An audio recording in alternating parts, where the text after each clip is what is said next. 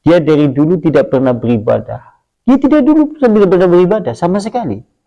Lantas 1 tahun sebelum dia meninggal, ternyata Allah memilih dia menghendaki kebaikan. Allah ilhamkan di dalam hatinya. Setelah kemudian 1 tahun sebelum kepulangannya menuju kepada Allah, ia banyak bersujud. Ia banyak menangis. Ia banyak menyesali dosa yang selama ini ia lakukan. Ia menggenapi sujud-sujudnya dengan jumlah yang sangat banyak. Dengan ibadah sholat sunnahnya ataupun ibadah wajibnya. Ia banyak berdoa. Ia merasa khawatir. Ia merasa takut. Ternyata tahun itu adalah tahun terakhir untuknya. Begitu ia meninggal, kemudian diberi kabar gembira. Sampean hendak pulang menuju kepada Allah, akan mendapatkan rahmat Allah, akan mendapatkan kasih sayang Allah. Sampean dosa-dosanya diampuni oleh Allah. Sampean seluruhnya dosa-dosanya akan dimaafkan oleh Allah. Dan sungguh Allah telah menyediakan surga. Kira-kira hamba yang seperti itu ingin bersegera pulang apa tidak? Ya, ingin bersegera pulang menuju kepada Allah.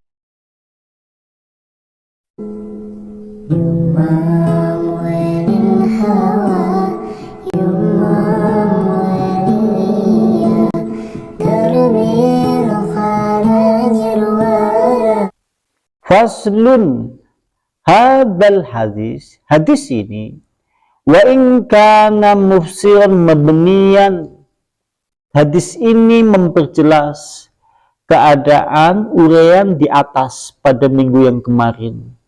Hadis ini sebagai penjelasan uraian bab yang kemarin, artinya pas minggu kemarin, judulnya kan masih sama, yang membahas tatkala proses kematian orang beriman dan proses kematian orang kafir. Dan juga disebutkan di dalam hadis Rasulullah Sallallahu Alaihi Wasallam, diriwayatkan dari Aisyah. Kalau dari jalur yang lain juga ada riwayatnya dari Aisyah juga, yaitu terkait masalah tafsir hadis tadi. Annaha qalat li Syuraih, suatu kali Aisyah yaitu berkata kepada Syuraih bin Hani. Ada seorang sahabiah namanya Syuraih bin Hani. Dia berkata kepada Aisyah, itu terkait masalah yang dimana Aisyah mendengar dari sahabat Abu Hurairah. Aisyah pernah mendengar hadis itu dari Abu Hurairah. Abu Hurairah kan satu-satunya sahabat Nabi yang diberi izin untuk bludas-bludus secara bahasa dewek, masuk keluar di rumah Nabi. Dia satu-satunya sahabat yang diizinkan oleh Rasulullah untuk bebas di rumah Nabi. Sehingga kemanapun Nabi ada, Abu Hurairah selalu ada. Sehingga dialah yang paling banyak meriwayatkan hadis Nabi. Aisyah mendengar, yaitu dari Abu Hurairah. Yaitu an Abi Hurairah, sebagaimana diriwayatkan dari Abu Hurairah. Laisa bidzalik billadzi tadhhabu ilaihi. Bukan seperti itu yang sebagaimana yang kau katakan. Maksudnya tadi kan disebutkan, sesungguhnya siapa saja yang mencintai perjumpaan dengan Allah, maka Allah mencintai perjumpaan dengan dirinya. Siapa saja yang kemudian membenci perjumpaan dengan Allah, niscaya Allah membenci perjumpaan dengan dirinya. Kemudian Aisyah memiliki anggapan, kami semuanya Rasulullah tidak senang dengan kematian. Nah, Abu Hurairah juga berkata, bukan seperti itu wahai Aisyah. Yang dimaksud oleh Rasulullah, yang dimaksud Rasulullah adalah walakinna, akan tetapi sungguhnya apabila tatkala terbelalaknya mata, tatkala manusia terbelalak pandangan, kemudian bergemuruh dada, kemudian telah mengkatup yaitu kulit atau mengkerutnya kulit, dan juga telah mengejang otot-otot dan jari-jari. Maksudnya menggambarkan wong lagi sakaratul maut. Dada mulai bergemuruh, mata mulai terbelalak, kemudian kulit mulai mengkerut, aliran darah seakan-akan hendak berhenti, kemudian mulai ruhnya berjalan dari mulai kaki sampai menuju perut, sampai menuju tenggorokan, sehingga kemudian otot-ototnya seluruhnya mengejang. Maka pada saat itulah, maka pada saat itulah ada hamba Allah yang mencintai perjumpaan dengan Allah, karena telah diberi berita oleh malaikat maut kalau dia adalah ahli surga. Kalau dia kelak akan mendapatkan nikmat yang banyak setelah mati, pada saat itulah dia mencintai perjumpaan dengan Allah.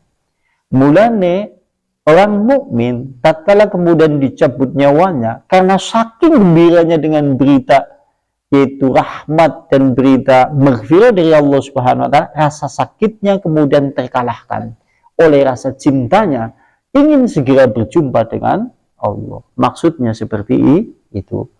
Sama seperti persis tadi hadis yang pertama. Kemudian, waman kariha, akan tetapi ada hamba Allah yang membenci perjumpaan dengan Allah. Itu tatkala kemudian ototnya mengejang.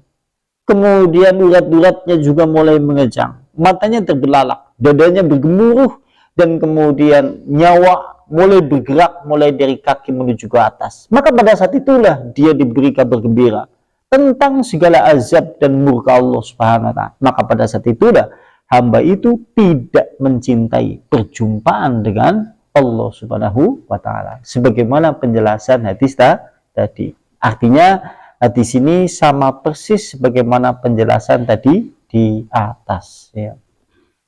Dan sekarang berikutnya. Sementara kalau diriwayatkan di dalam hadis yang lain, riwayatnya dari Aisyah juga, termasuk dari tafsir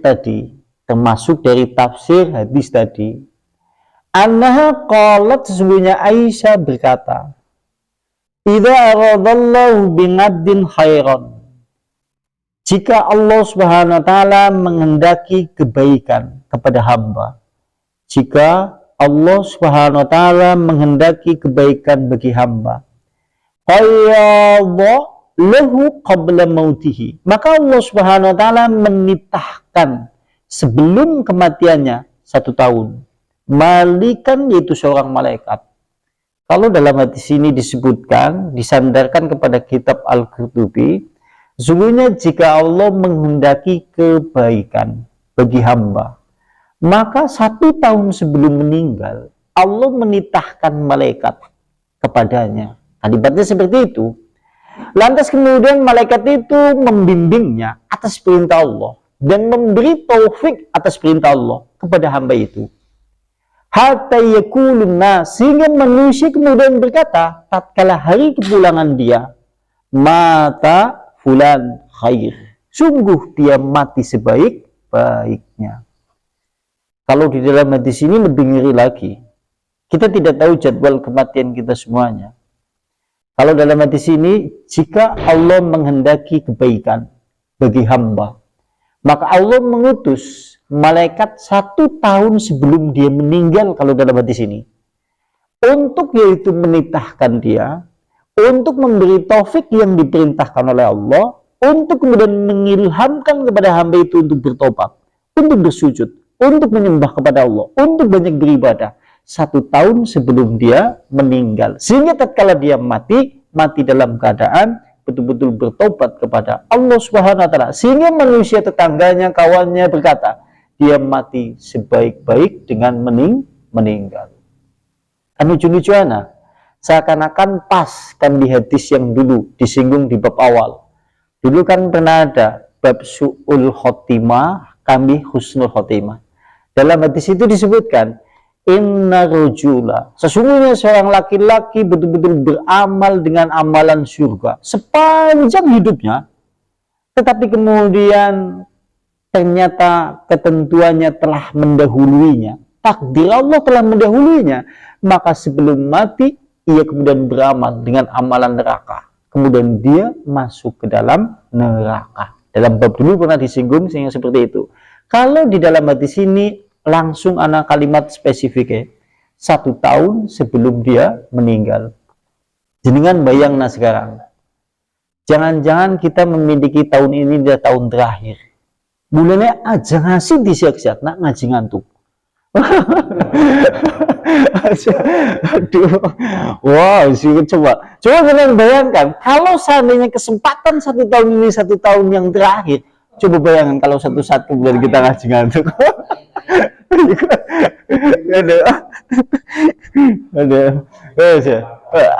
Waduh, bok kuatir ya, bok sampai terus jaluk malaikat, ya malaikat tolonglah aja giri-giri jone ngesuknya nang ngaji ora bakal ngantuk maning.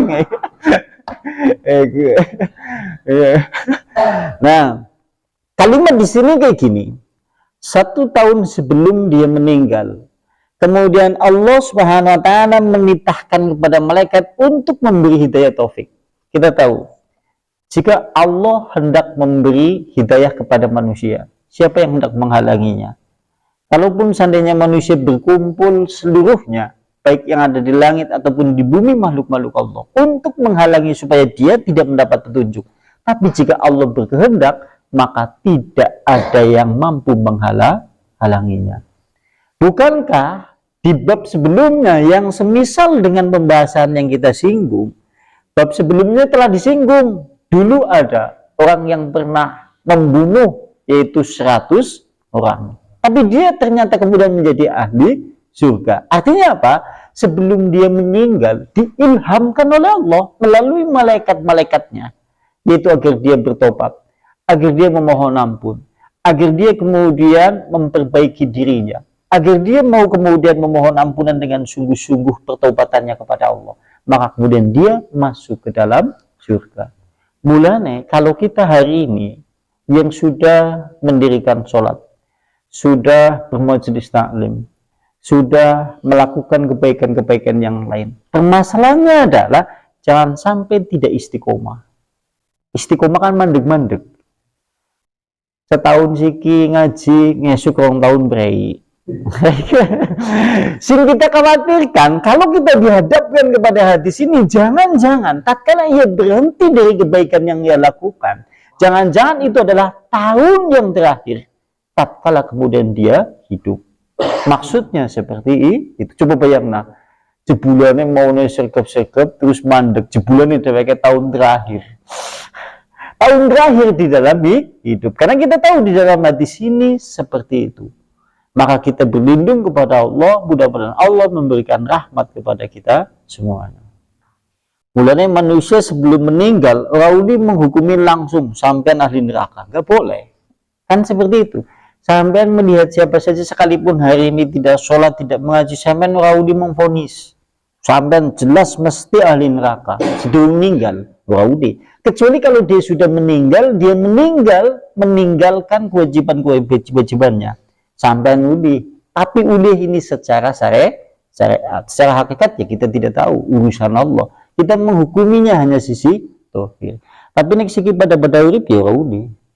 Kan belum tahu juga kelak dia matinya bagaimana, dan kita juga tidak tahu pula bagaimana kemudian kita mau meninggal. Dewek si proses perjalanan menuju ke arah ending atau terakhir akhir di dalam hidup, apakah kemudian menjadi bahagia, apakah menjadi celaka. Cumanya saja kalau kemudian sebelumnya telah dipenuhi dengan lembaran-lembaran yang baik, tentunya akhirnya akan lebih mudah untuk menjadi baik pula. Artinya seperti itu. Cuma harus istiqomah. Istiqomah kan tetap melakukan kebaikan-kebaikan tanpa pernah ada perubahan. Kemudian berikutnya faida ahdara, maka tatkala hamba itu kemudian dia hadir kematian, wara'a sawabahu, kemudian dia melihat pahalanya. Tatkala hadir kematian, kemudian dihadirkan yaitu dia melihat pahalanya.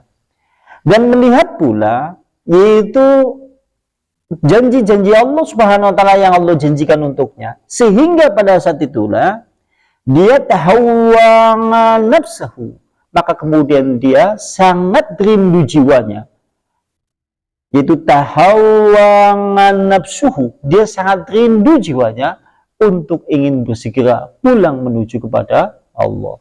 Kemana ini? Dia dari dulu tidak pernah beribadah. Dia tidak pernah beribadah sama sekali. Lantas 1 tahun sebelum dia meninggal, ternyata Allah memilih dia menghendaki kebaikan. Allah ilhamkan di dalam hatinya. Setelah kemudian 1 tahun sebelum kepulangannya menuju kepada Allah, ia banyak bersujud, ia banyak menangis, ia banyak menyesali dosa yang selama ini ia lakukan. Ia menggenapi sujud-sujudnya dengan jumlah yang sangat banyak, dengan ibadah sholat sunnahnya ataupun ibadah wajibnya. Ia banyak berdoa, ia merasa khawatir, ia merasa takut. Ternyata tahun itu adalah tahun terakhir untuknya. Begitu ia meninggal, kemudian diberi kabar gembira. Sampean hendak pulang menuju kepada Allah, akan mendapatkan rahmat Allah, akan mendapatkan kasih sayang Allah. Sampean dosa-dosanya diampuni oleh Allah, sampean seluruhnya dosa-dosanya akan dimaafkan oleh Allah. Dan sungguh Allah telah menyediakan surga. Kira-kira hamba yang seperti itu ingin bersegera pulang apa tidak? Ya, ingin bersegera pulang menuju kepada Allah. Beda nek kewaligane. Jadi shit malaikatnya kasar mending ya kalau mencabut orang yang tidak beribadah. Maksudnya seperti itu. Nah,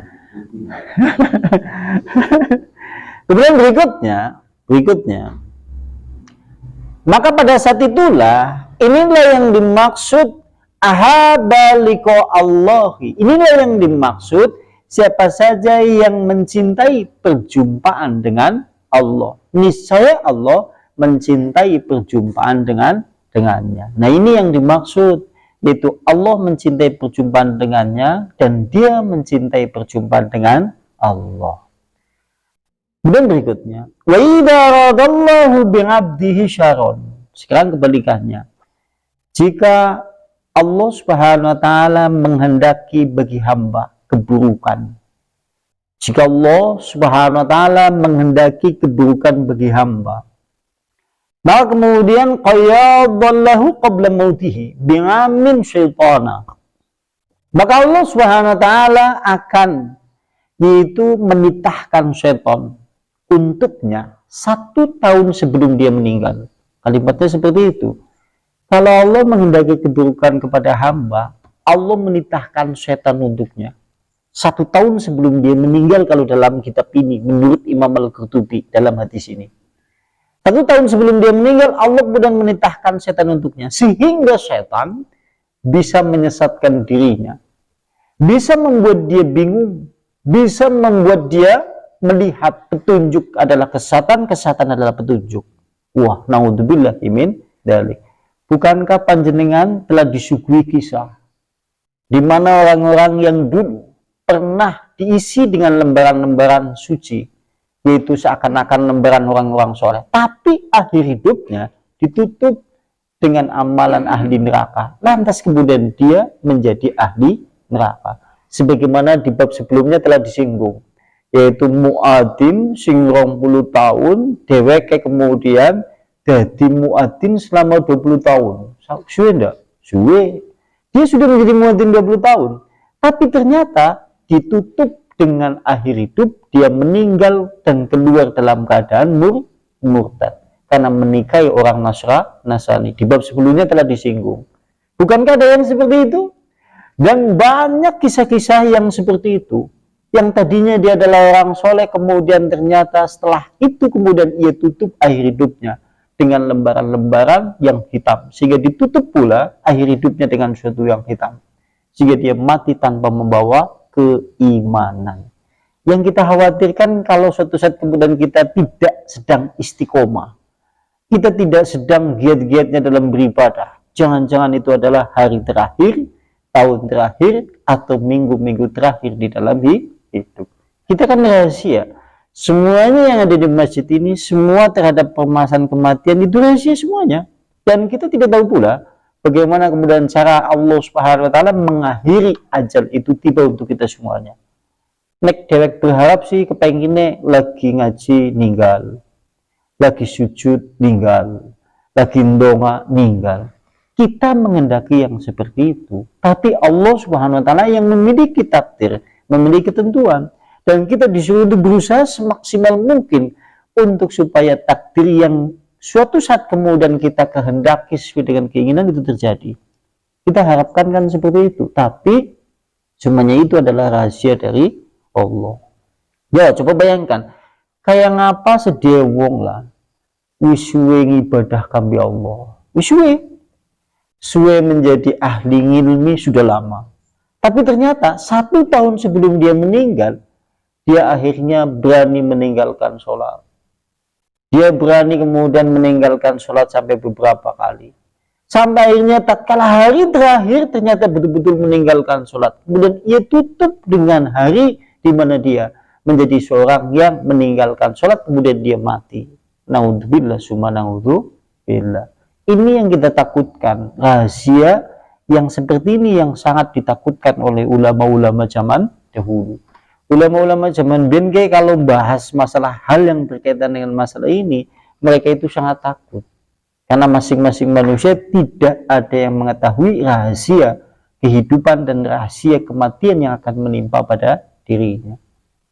Nah lantas, sehingga setan itu wa'adallahu, setan kemudian bisa menyesatkannya. Setan bisa kemudian memfitnahnya. Sehingga manusia kemudian berkata, dia meninggal dalam keadaan sejelek-jelek manusia. Mulanya wong kan terus pada ngomong, emane kayak wong ya, padahal mau nih sergap ngaji, sergap sholat, sih malah ninggal di atas kiu-kiu. Karena mana yang kok? Mana yang ya? Walah, pas lagi zaman waktu semua pas ibadah, pas sholat orang ninggal. Si giliran lagi sergap kiu-kiu balik tedung dina, balik ngasuh kiu-kiu terus ninggal. Walah, wong apes temen. Ayo. Oh iya, maksudnya seperti itu. Dan kita tidak tahu kan ya, tidak tahu sih yang semuanya itu. Mulanya dewek kon istiqomah di dalam kebaikan, jangan sampai berhenti dan lakukan sampai mati. Sebisa mungkin, sekuat tenaga, sedapat mungkin keluarkan tenaga penuh untuk melakukan hal yang berkaitan dengan masalah itu. Karena ini adalah rahasia dari Allah Subhanahu wa Ta'ala, dan kita tidak mengetahuinya lah.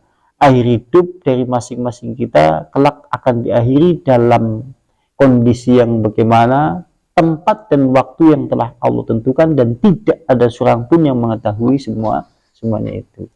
Dia yang lagi ngaji terus lendian terus ninggal, masya Allah. Inna lillahi wa inna ilaihi raji'un. Sing tinggal kan pas lagi udah ngaji gitu. Atau mungkin lagi yang lain-lain, dia lama pula sudah tidak menghadiri majelis taklim, enggak nih wis 2 tahun. Terus iki malah jadi mancing terus misalnya. Karena ya aduh. Terus ngaji maunya aktif. Ya kadang-kadang kan gitu ya. Iya kan, kadang-kadang seperti itu. Dan berikutnya, maka tatkala kemudian dia meninggal dalam keadaan seperti itu, maka tatkala Allah Subhanahu wa Ta'ala mengutus malaikat maut hadir kematian untuknya, maka kemudian telah diturunkan untuknya segala macam azab, berita dengan segala kengerian, yaitu azab Allah di alam barzah dan neraka. Lantas hatinya menjadi gelisah, dia tidak ingin terima keputusan pada hari itu. Sehingga ini yang dimaksud dari kalimat, barang siapa yang membenci perjumpaan dengan Allah, maka Allah membenci perjumpaan dengan dirinya. Mulanya kita ngundong ya Allah, mudah-mudahan kelak aku tatkala pulang kembali kepadamu dalam keadaan aku mencintai perjumpaan denganmu, dan kamu wahai Allah yang maha pengasih juga mencintai perjumpaan dengan diriku. Karena menurut hemat kami ya Allah, tidak ada kebahagiaan yang lebih kebahagiaan seorang hamba tatkala pulang kembali kepadamu kecuali dalam keadaan yang seperti itu. Ya kayaknya apa itu ya? Nek bisa kayak ngundongan saben-saben wengi. Orang ketang menjenengan kami jagong Stella ngomong tok seperti itu. Masya Allah, gue bekarunia. Sing jenengan orang kemudian berdoa, mengucapkan lafaz-lafaznya seperti itu, bisa melakukannya, ini juga karunia. Sampai nanti malam ya akan dipilih juga yang bisa berdoa seperti itu. Jangan-jangan malam nanti adalah malam di mana kemudian doa-doa Anda dikabulkan oleh Allah. Jangan-jangan seperti itu, karena kita tidak tahu pula waktu yang tepat dan waktu yang dikabulkan oleh Allah Subhanahu wa Ta'ala. Sekalipun dalam bilangan syariat telah ditentukan waktu yang mustajab, tapi kan kita tidak tahu. Jangan-jangan bok nanti malam jebulannya si mustajab. Wah, sampai ternyata dipilih nanti siapa saja yang bisa kemudian mengucapkan kalimat seperti itu pada sepertiga malam. Yang apa senengnya? Ternyata dikabulkan. Nyesuk ya, ini tekabulan sampean gak meninggal. Masya Allah ya.